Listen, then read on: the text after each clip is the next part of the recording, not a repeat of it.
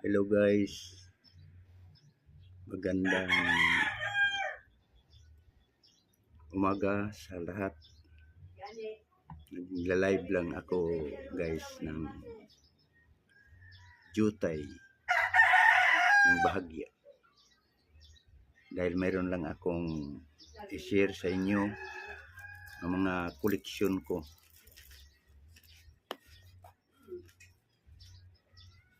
Ng mga koleksyon sa pananampalataya sa ating Panginoong Diyos.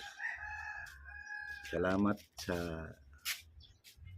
kabutihan, magandang loob sa aking kapatid nga si Nunoy Tirano sa mga pagsuporta niya sa akin sa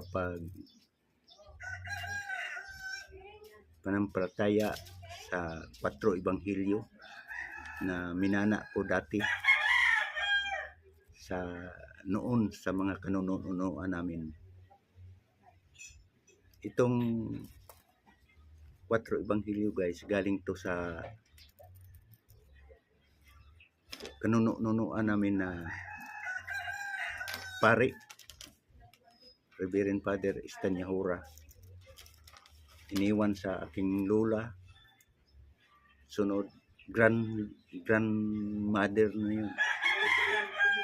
Sunod iniwan naman sa, yung namatay siya, iniwan naman sa aking tiyuhin na si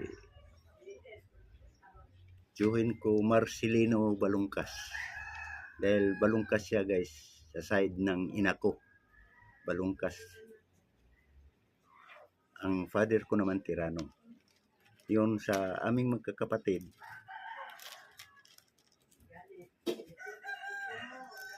Pure Catholic kami, sunod. Yung isang kapatid ko nung bunso namin, kung anong pangangailangan ko, dahil tinanggap ko tong tungkulin bilang isang alagad ng Diyos sa pananampalataya. Wala akong kaano-anong mga larawan ba o imahen. Yun ngayon,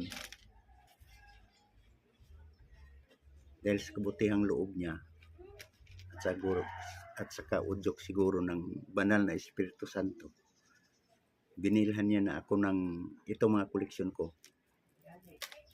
Ito, yun, kwintas na Santo Cristo. Yan. Sunod, meron ding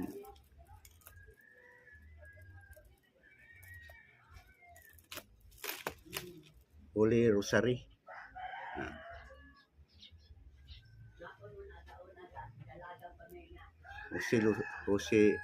Holy Rosary ng ating mahal na Birhen. Sunod nitong huli, nitong January, dala naman sa pamangkin ko ang isang crucifix, Jesus Christ. Ang ganda guys. Yun.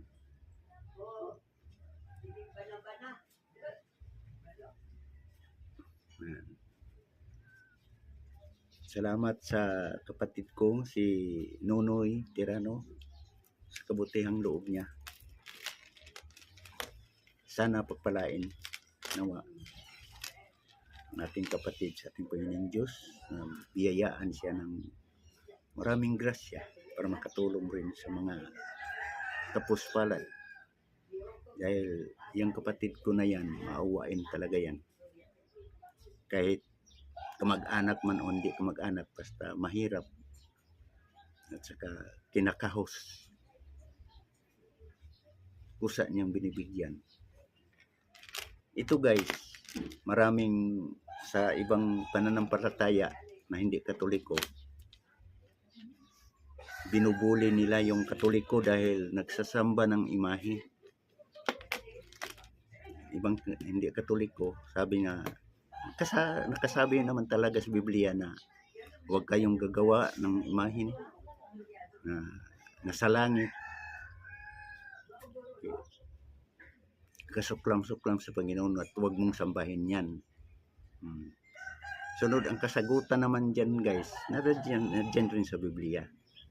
Bawal nga sambahin ang mga imahen, kung anong imahen nga gagawin mo. Halimbawa, imahen ng baka, baboy, kalabaw. Bawal talaga sa kanyan. Bawal talaga yan gawin mo at saka yun ang sambahin. Pero may utos naman sa pangalawang Kronika 3:10 at saka sa Deuteronomy 5:8 nagsabi ang Panginoon yan doon sa kay Haring Solomon paggawa sa templo. Sabi, gagawa ka ng imahe ng arkanghel. Ganun, basahin nyo na lang guys. Deuteronomy 5:8 at saka 2 Kronika 2:3 na dyan rin. Pero ang mga imahe na yan guys, hindi nga yan ang sinasamba. Siyempre ang sambahin natin ang Panginoong Diyos Yahweh sa langit. Siya ang makapangyarihan sa lahat. At saka sa ating Panginoong Jesucristo.